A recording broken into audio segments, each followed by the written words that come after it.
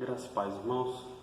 Essa noite nós vamos meditar no Salmo número 63.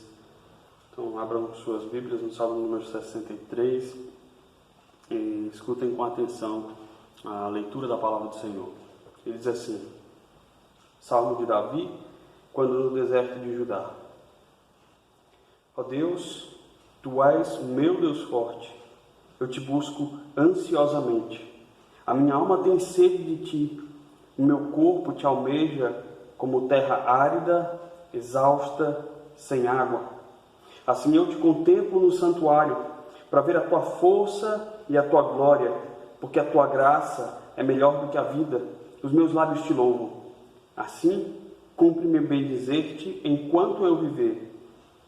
Em teu nome levanto as mãos, como de banha e de gordura farta-se a minha alma, e com júbilo nos lábios a minha boca te louva. No meu leito, quando de ti me recordo, e em ti medito durante a vigília da noite. Porque tu me tens sido auxílio, à sombra das tuas asas eu canto jubiloso. A minha alma pega-se a ti, a tua destra me ampara. Porém, os que me procuram a vida para destruir, abismar-se-ão nas profundezas da terra. Serão entregues ao poder da espada e virão a ser pasto dos chacais. O rei, porém, se alegra em Deus. Quem por ele jura, gloriar-se-á, pois se tapará a boca dos que proferem mentiras. Amém. Irmãos, nesse salmo prevalece um tom de alegria e de júbilo, que é o mesmo tom que marca os salmos, como o salmo número 42, onde o salmista diz: assim como a corça anseia por águas, assim a minha alma tem sede de ti. Ou o salmo 84, onde o salmista diz: quão amáveis são os teus tabernáculos, Senhor dos exércitos. E esse tom predomina apesar dos últimos versos, onde nós encontramos alguns elementos de queixa. Então, esse salmo, no fim das contas, ele é tido como um salmo de alegria, um salmo de regozijo na presença de Deus. Por causa dessa expressão que aqui nós encontramos no verso 63, te busco ansiosamente, que em outras versões era traduzido, já foi traduzido e ainda é traduzido como de madrugada, contrapondo ao verso 6, quando ele fala no meu leito, quando de ti me recordo e em ti medito durante a vigília da noite. Por conta dessa tradução primeira dessa expressão, em outras versões dada como pela manhã ou de madrugada, esse salmo foi usado durante muito tempo pelos primeiros cristãos como uma oração matutina a Deus. Bem, esse salmo foi um salmo escrito por Davi, o que a gente tem antes do primeiro verso, dizendo que é um salmo de Davi quando no deserto de Judá. E a condição de Davi nesse salmo é uma condição de fuga. Há uma grande discussão quanto ao período em que Davi se lança para esse deserto. Alguns advogam que esse é o período em que Davi fugia de Saul, por conta da localização da fuga. Lá em 1 Samuel, capítulo 22, no verso 5, fala de uma parte do território de Judá para onde Davi havia fugido, que não é propriamente o nome de Judá, mas o nome de uma localização dentro do território de Judá. Outros apontam para esse período como sendo um período no qual Davi foge de Absalão. E isso por conta do último verso. Vejam, lá no verso 11, o salmista diz: o rei, porém, se alegra em Deus. E o que faz isso, o que nos leva a pensar que esse não é o período de Saul e sim de Absalão, é o fato de que Davi nunca usou para si mesmo o título de rei enquanto Saul estava vivo. Mas, independente das circunstâncias, se na fuga de Saul ou se na fuga de Absalão, o fato é que Davi aqui está em aflição, em agonia e em fuga.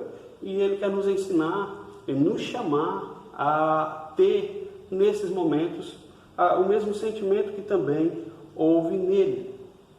Davi aqui, ele deseja ardentemente e confia no Senhor, desfrutando da alegria do Senhor em meio às suas tribulações.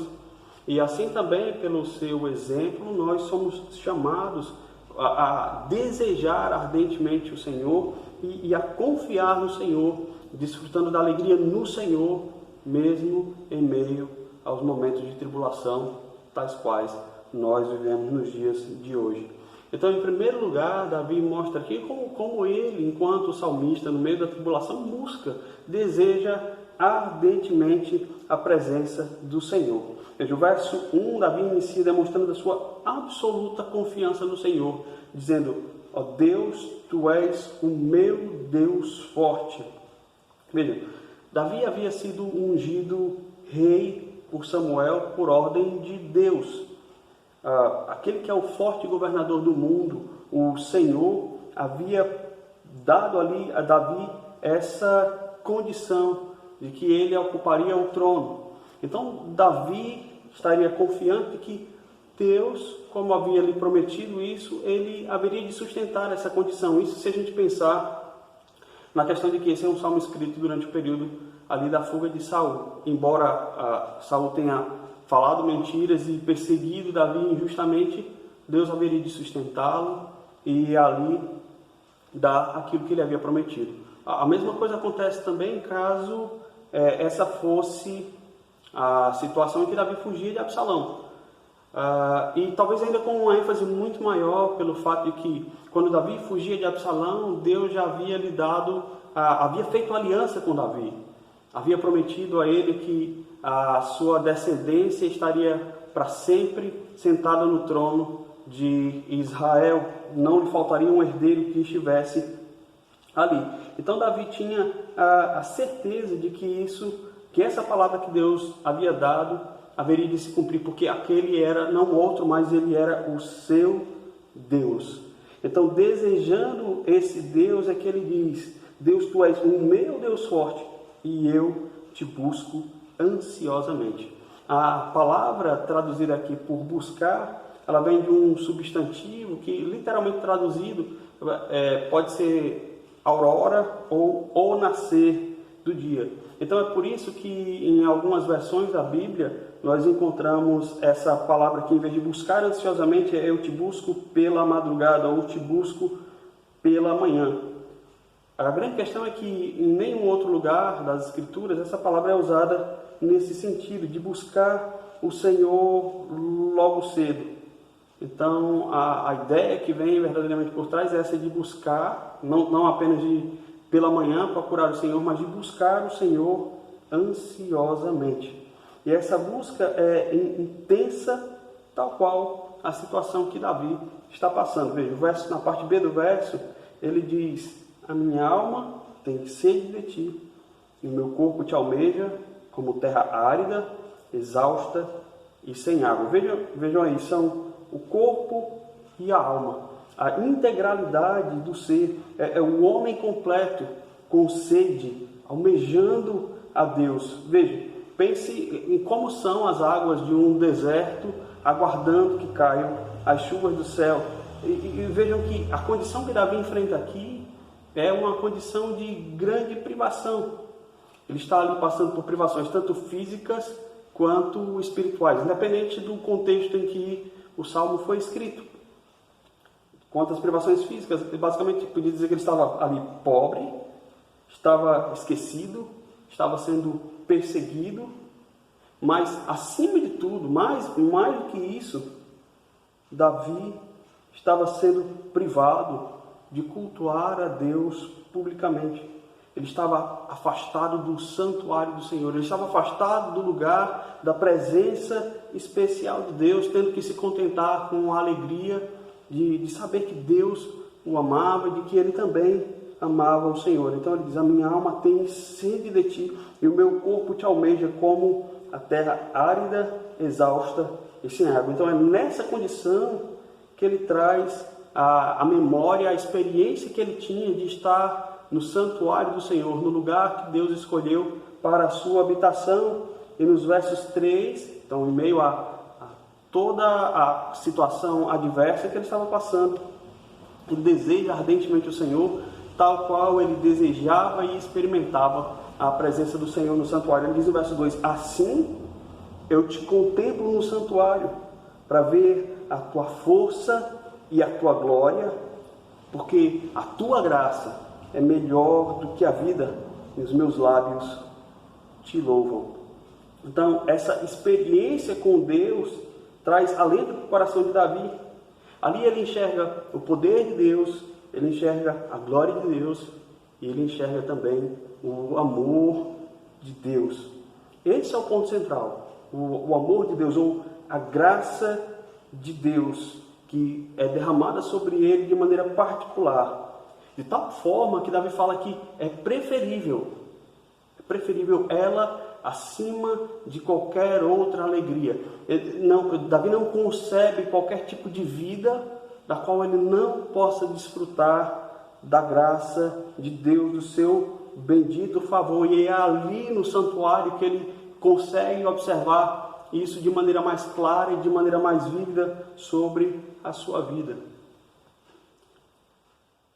O amor do Senhor é a razão do louvor do salmista. Ele vê esse amor ali no santuário. E a gente pode imaginar como é que ele vê a graça de Deus ali no santuário. Talvez a maneira mais fácil de perceber a graça de Deus no santuário era pelo fato dele, do santuário ser esse local separado da habitação de Deus, e a ele, pecador, ser concedido a graça de adentrar no lugar onde o próprio Deus habita, e isso sendo feito sem nenhum mérito de sua parte. Talvez ele encontre a graça de Deus ali no santuário pelo fato dele ver o amor de Deus em providenciar um meio pelo qual ele, pecador, pode se achegar a Deus, que é santo, justo, perfeito, santo, santo, santo, por meio daqueles sacrifícios. Assim também hoje, a gente de forma talvez mais vívida ainda, possa desfrutar dessa alegria, desse amor e dessa graça, pelo fato de nós sabermos que hoje não mais o sacrifício de animais garantem o nosso acesso a Deus, mas de hoje já sabemos que aquele para quem todos esses sacrifícios apontavam já veio e já realizou o sacrifício último em nosso lugar, para que nós pudéssemos ser aceitos por Deus, sermos tomados como filhos do seu amor, podemos experimentar a sua graça sobre as nossas vidas, o seu rico favor, por meio do seu Filho, de uma vez por todas. Aí está a graça de Deus. E hoje nós podemos desfrutar dessa presença, podemos nos alegrar dela. E de maneira singular, isso acontece, irmãos, hoje, quando nós cultuamos a Deus publicamente, quando tem a Assembleia Solene do povo de Deus, onde de maneira mais específica ainda, quando Deus nos dá a graça de participar da sua mesa, da ceia do Senhor, onde nós temos ali o símbolo que Ele deu para que nós lembrássemos do seu sacrifício, que mostra o seu amor singular, o seu amor particular para com cada um de nós. Qual a reação então de Davi ao lembrar desse momento glorioso do santuário do Senhor, onde ele podia ver o poder, a força e a graça do Senhor, o seu amor pactual? No verso 4, está a resposta, ele diz: assim, vendo tudo isso. No final do verso 3, ele diz: os meus lábios te louvam.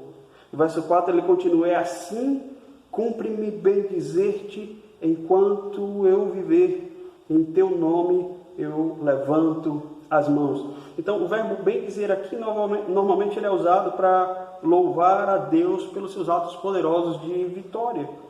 E pode ser traduzido por vários outros verbos no português, mas o significado sempre é o mesmo: exaltar, glorificar, enaltecer. O compromisso do salmista é de louvar a Deus quando ele ora. E o ato de levantar as mãos, que ele coloca aqui, naquele tempo, ele era uma expressão externa e simbolizava o elevar do coração à presença de Deus, como é dito lá no Salmo 28, verso 8, ou como Paulo fala lá em 1 Timóteo, capítulo 2, o verso 8, quando ele diz assim, 1 Timóteo, capítulo 2, o verso 8, ele diz: eu quero, portanto, que os varões orem em todo lugar, levantando mãos santas, sem ira e sem animosidade, levando verdadeiramente o seu coração a Deus.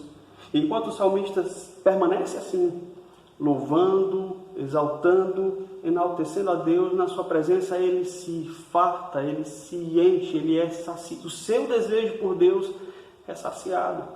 O verso 5 diz isso, ele diz: como de banha e de gordura farta-se a minha alma, e com júbilo nos lábios a minha boca o louva. A linguagem parece ser emprestada ali do rito dos sacrifícios. A ideia é que a presença de Deus é como as mais ricas comidas que são postas diante do homem.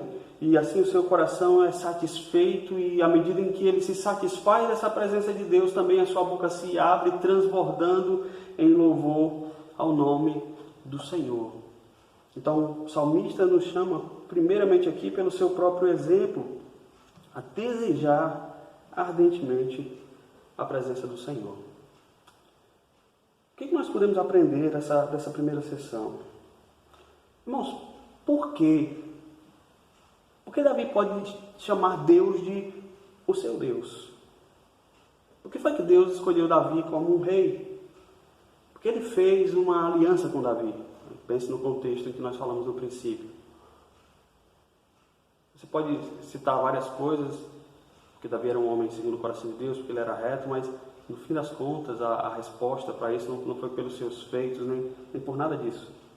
A resposta é que ele fez isso, que ele pôde ser chamado de o Deus de Davi por pura graça. Porque Deus se fez o seu Senhor por graça, porque Deus lhe prometeu uma aliança também por graça. Da mesma forma, nós hoje também somos chamados, nós somos escolhidos em Cristo, e nele nós podemos ter a alegria e o deleite de chamá-lo de o nosso Senhor, de chamá-lo de o nosso Deus. É Ele então a quem nós devemos buscar ansiosamente, irmãos, independente da circunstância a qual nós vivemos. Então a pergunta que a gente deve se fazer hoje é: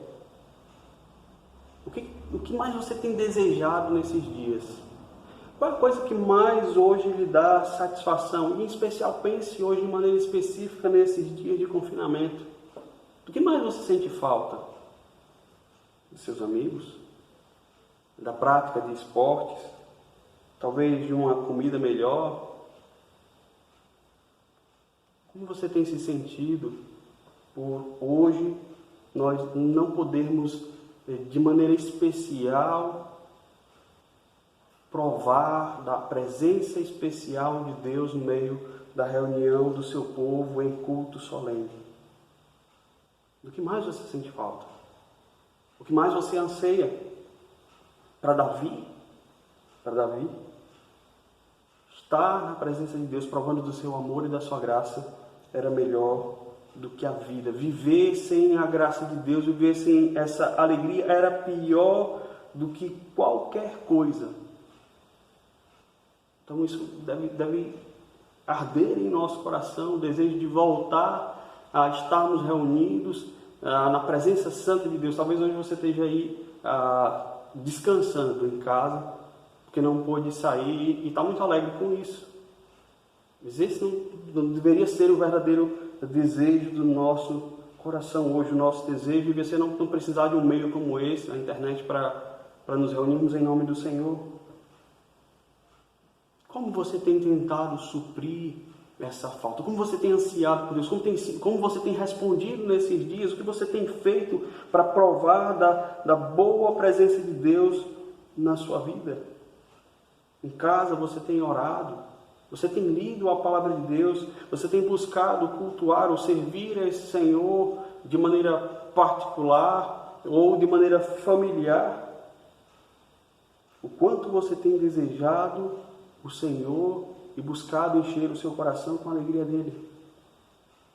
Nós hoje, irmãos, dado tudo que o Senhor fez por nós, assim como o salmista, devemos não apenas nos deleitar na boa presença do Senhor, mas devemos oferecer a Ele o louvor dos lábios como um fruto daqueles que confessam o nome do Senhor, é o que diz autor de Hebreus. Nós devemos louvar a Deus, devemos bendizê-lo e devemos ansiar fazer isso e ansiar estar na presença de Deus. Então, essa é a primeira coisa que o salmista aqui nos ensina.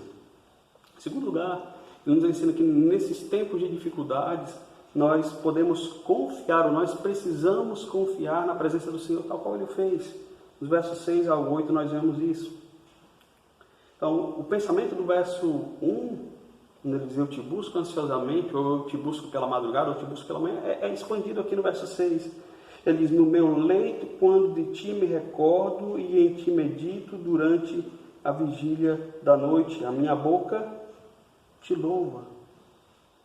Ele diz, no meu leito, enquanto de ti me recordo, e em ti medito durante a vigília da noite. Ou seja, durante a noite ele continuamente se recorda do Senhor, e ao se recordar do Senhor, ele não deixa de meditar no Senhor e naquilo que o Senhor tem feito.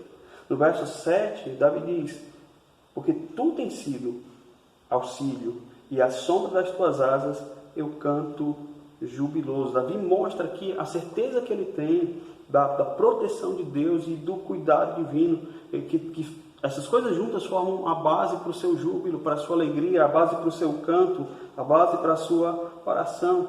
Ele já tinha experimentado essa proteção de Deus em outros momentos da vida.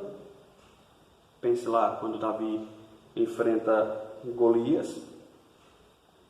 E ele tinha então a certeza de que essa proteção do Senhor nunca haveria de falhar. Muitos outros homens de Deus na história do povo de Deus passaram por circunstâncias semelhantes, por circunstâncias adversas, e eles responderam da mesma forma, tanto pela manhã quanto pela noite, buscando o Senhor, louvando, bendizendo o seu nome, orando a Deus. Lembre-se, por exemplo, de Atos, no capítulo 16, verso 25, o que Paulo e Silas faziam à meia-noite quando estavam presos no cárcere. Eles louvavam ao Senhor. Aqui então Davi usa essa figura de uma ave que guarda os seus filhos, mostrando que Deus se assemelha a esse que encobre os seus pequeninos debaixo das suas asas. E é o próprio Deus que chama o seu povo a se achegar a Ele. Veja no verso 8, ele diz, a minha alma apega-se a ti e a tua destra me ampara. Esse foi sempre o chamado de Deus, para que o seu povo buscasse, que deixasse de lado os falsos deuses, que estivesse clamando pelo seu nome. Por exemplo, em Deuteronômio, no capítulo 10, verso 20, ele diz, ao Senhor teu Deus temerás, a Ele servirás, e a Ele te chegarás, e pelo seu nome jurarás. Então, Davi certamente se lembrou de que Deus havia prometido de que era Ele a quem eles deveriam recorrer sempre que necessário, para a sua salvação, para a sua segurança, para a sua proteção, e assim ele se lança aos braços do Senhor, lembrando dele em todo o tempo. Além disso, irmãos, talvez a promessa pactual que mais ecoa em toda a Escritura é aquela que Deus diz que Ele seria o Deus do seu povo e Ele seria o seu povo. Então havia essa dependência constante do povo por Deus, e Deus sendo esse pronto auxílio, pronto socorro para estar a responder, dando assim uma grande segurança ao povo de Deus. Davi reconhece isso, então ele busca o Senhor. Ele diz, a minha alma se apega a ti, e a tua destra ali me ampara. Então ele busca o Senhor, e o Senhor o socorre com a sua destra poderosa. Daqui, irmãos, nós devemos parar e pensar, nós podemos confiar no Senhor, no seu braço forte. Nós devemos nos lembrar dos poderosos feitos do Senhor na história do seu povo e louvar a Deus por isso. Talvez você tenha aí várias razões pelas quais você possa olhar para trás e hoje com certeza, com segurança afirmar, até aqui me ajudou o Senhor. E olhando para isso, você se enche de esperança para mais uma vez se debruçar em confiança, em oração ao Senhor, tendo a convicção de que Ele há de lhe sustentar e de lhe suprir nos momentos de dificuldade, nos momentos em que, como Davi, você esteja passando pelo deserto, como a situação que nós vivemos hoje, desse grande deserto. Nós, como crentes da nova aliança, irmãos, desfrutamos de uma grande promessa do Evangelho, que é aquela na qual o Senhor Jesus diz que ninguém, de forma alguma, poderá nos arrebatar da sua mão. da sua forte mão. Nele nós temos a plena certeza de que nenhuma circunstância pode nos separar do seu amor. E assim nós podemos seguir com confiança no Senhor. Por último, não apenas com confiança, mas também com alegria na vitória que o Senhor nos dá. Davi vai terminar esse salmo em um tom triunfante.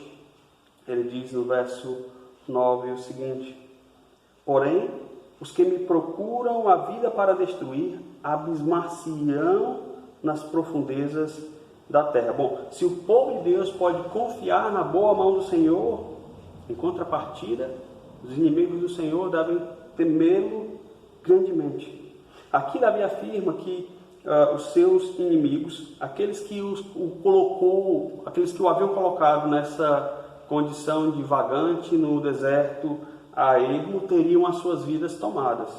Ele diz, a figura aqui das profundezas da terra, no verso 9, quando ele diz, os que me procuram a vida para destruir, abismar-se-ão nas profundezas da terra. Essa é uma figura para a sepultura ou simplesmente para a morte.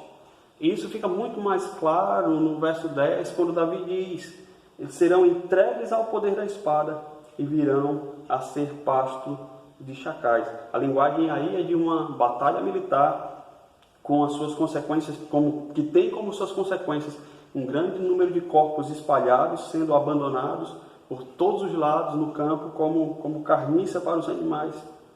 E se a gente parar para pensar em qualquer das duas circunstâncias às quais Davi foi perseguido, foi basicamente assim que acabaram as duas perseguições. Seja para Saul, muito embora Davi por misericórdia tenha tomado depois o corpo de Saul e de seus filhos para lhes dar um enterro adequado, caso contrário eles permaneceriam ali, o fim que o próprio Salmo dá, como também aconteceu com todos aqueles, com boa parte daqueles que seguiram Absalão no final da sua revolta. Aqueles homens trouxeram sobre si mesmos a ruína a qual eles buscavam lançar sobre a vida de Davi. Então Davi, ele muito se alegra no Senhor, porque vê aí a sua boa mão. Então o Salmo vai terminar com essa nota de grande alegria.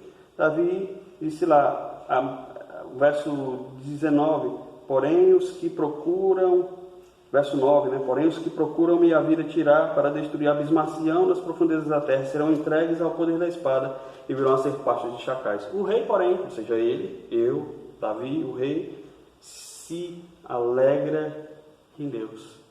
O final é esse, de alegria, de júbilo, que ele antevê no Senhor. Davi se faz uma referência aqui a si mesmo como rei, porque, veja, mesmo enquanto Davi estava fugindo, em quaisquer das situações que o Salmo tenha sido escrito, ele continuava sendo rei.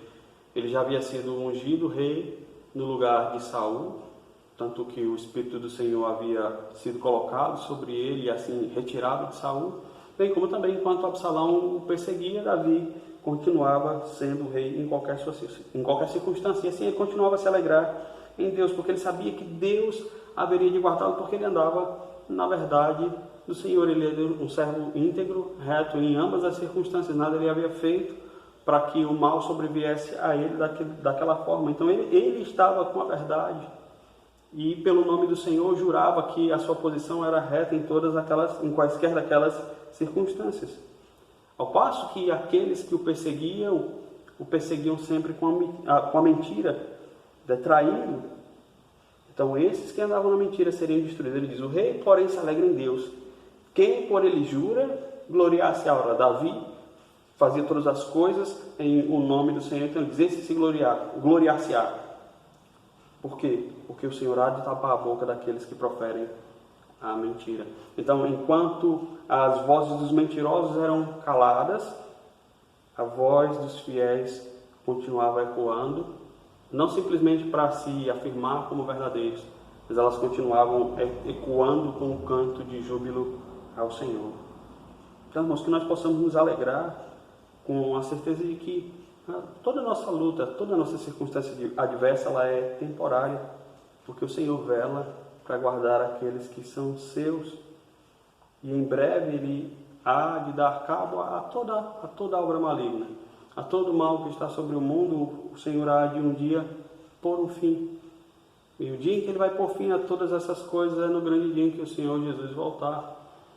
Então, embora não possamos ver agora, de imediato, o fim das calamidades, das lutas, das perseguições, nós podemos esperar confiantes de que, quando o Senhor voltar, Ele há de destruir todos aqueles que praticam a mentira, Ele há de acabar com toda a perseguição, Ele há de acabar com todo o mal, Ele há de acabar com toda a dor. Então, que nós possamos caminhar com alegria e com esperança no Senhor, enquanto aguardamos esse grande e poderoso dia. Que o Senhor nos dê, então, a cada dia mais, assim como Ele fez com Davi, em meio às suas circunstâncias adversas, o desejo de estar na sua presença. Que Ele aumente em nosso coração a confiança nele, em meio a essas tribulações, e que o nosso coração, assim, possa ser cheio de alegria na esperança da justiça do Senhor. Que Deus nos abençoe e que aplique em nossos corações a porção da sua palavra. Amém.